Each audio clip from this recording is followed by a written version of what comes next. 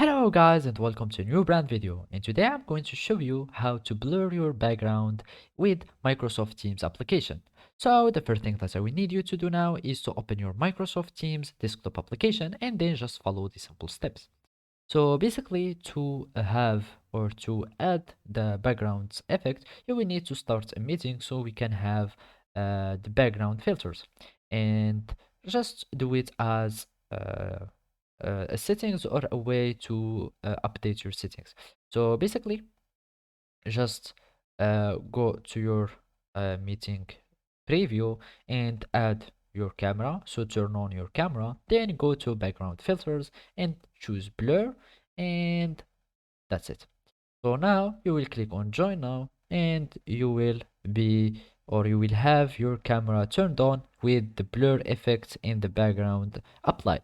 Otherwise, you can do another method is by after joining a meeting, you can just go to more and search for setting, device background effects. Just click on background effects, and here you can you will be able to change the backgrounds settings in your Microsoft Teams desktop application. And of course, all you need to do is to choose the blur to have a blurry background, and that's it. So that was how, or that was the way to blur your background in video settings in Microsoft Teams desktop application. Thank you for watching and see you next time.